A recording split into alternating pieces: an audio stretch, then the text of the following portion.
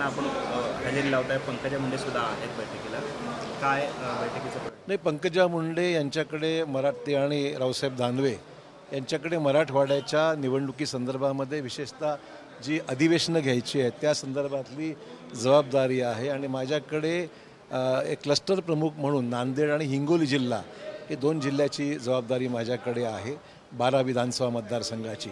आज येणाऱ्या कालावधीमध्ये जी अधिवेशनं घ्यायची म्हणजे महानगरचं नांदेडचं अधिवेशन आहे, नांदेड उत्तर जिल्हा जो आमच्या संघटनेचा आहे आणि नांदेड दक्षिण जिल्हा असं 3 जिल्ह्याचं अधिवेशनासंदर्भामध्ये या ठिकाणी चर्चा झालेली आहे. एक निवडणुकीची पूर्वतयारी आणि अधिवेशनाच्या कालावधीमध्ये सर्व कार्यकर्त्यांचं त्या ठिकाणी एकत्र येणं, राजकीय ह्याच्यावर चर्चा होईल, काही निर्णय घेतले जातील. आणि त्याचबरोबर आगामी काळामध्ये ज्या निवडणुकीसंदर्भात जी आता निवडणुकीची प्रक्रिया सुरू आहे सध्या, त्या तक्रारी भरपूर आहेत. नावं एकेका व्यक्तीचं 2-2, 3-3 ठिकाणी नावं आलेली आहेत. त्याही बाबतीमध्ये आम्ही जिल्हाधिकाऱ्यांना भेटलेलो आहे. काही नावं गळालेली आहेत, काही नावं नव्याने समावेश करायची गरज आहे. लोकांची इच्छा तशी आहे कारण फॉर्म भरून दिलेले आहेत. त्यामुळे ती प्रक्रिया आता 1 तारखेपासून 16 तारखेपर्यंत सगळ्या जिल्ह्यांमध्ये निवडणूक आयोग राबवणार आहे. त्याच्यावर साधक बाधक चर्चा प्रत्येक जिल्ह्याची म्हणजे या 3 जिल्ह्याची झालेली आहे. त्यामुळे एकंदरीतच आपण पाहाल की ही निवडणुकीची पार्श्वभूमीवर होणारी ही बैठक आहे. खरं तर लोकसभेला मराठवाड्यामध्ये मोठा फटका जो आहे तो बसला होता, विशेषतः मराठा आरक्षणाच्या मुद्द्यावर. या संदर्भात नक्की या बैठकीमध्ये काही चर्चा होणार नाही, या बैठकीमध्ये ती चर्चा अपेक्षित नव्हती कारण मुंबईमध्ये सर्वपक्षीय बैठक मुख्यमंत्र्यांनी आयोजित केली होती आणि त्या बैठकीमध्ये प्रत्येक पक्षाला संधी देण्यात आली होती. दुर्दैवाने राष्ट्रवादी पवारसाहेबांची पक्ष राष्ट्रवादी किंवा मग उद्धवजींची शिवसेना किंवा आपण पार काँग्रेसचं सुद्धा कोणी प्रतिनिधी हजर नव्हते आणि त्यांनी भूमिका त्यावेळेस काही मांडली नाही. आणि मग जरांगे पाटलांनी ही भूमिका घेतली ती योग्यच आहे की त्यांनी भूमिका आपली स्पष्ट करावी. ही जी महाविकास आघाडीमध्ये घटक पक्ष आहेत त्यांनी मराठा आरक्षणासंदर्भातले जे विषय समोर येत आहेत त्या बाबतीमध्ये आपली भूमिका स्पष्ट केली पाहिजे. आम्ही तर समर्थन दिलंच आहे. आमची भूमिका आहे की बाबा मराठा आरक्षण मिळालं पाहिजे. भाजपला खूप मोठा फटका मराठवाड्यामध्ये बसलेला पाहायला मिळाला. मला वाटतं बरेचसे गैरसमज आहेत. 10% आरक्षण देण्यात आलेलं आहे.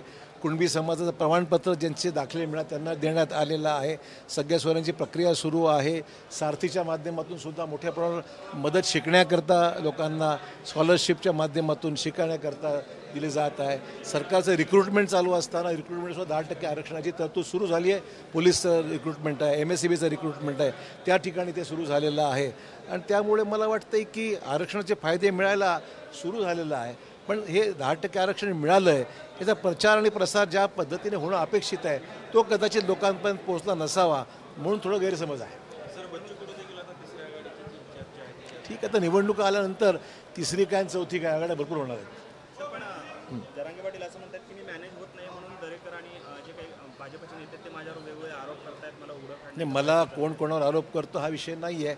आम्ही तर व्यक्तिगत जरांगेंना मानणार, मी स्वतः त्यांना मानतो कारण मराठा आरक्षणामध्ये त्यांचं खूप मोठं योगदान आहे असे माझी व्यक्तिगत भूमिका आहे आणि म्हणून त्यांचा मी नितांत आदर करतो.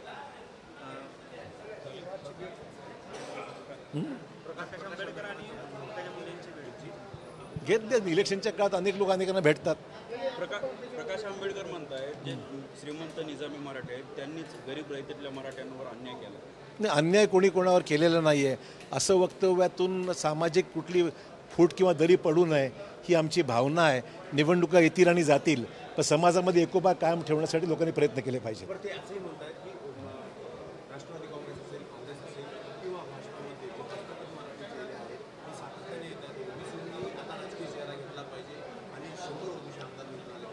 असं आहे तर त्यांचं मत आहे, त्यांच्या पक्षाची भूमिका आहे. आमची भूमिका निश्चितच आहे की महाराष्ट्रामध्ये महायुती सरकार आलं पाहिजे आणि त्याकरता आमची युती घटक पक्ष जे आहेत आम्ही एकत्र येऊन काम करू आणि सामाजिक प्रश्नांवर न्याय देऊ. आम्ही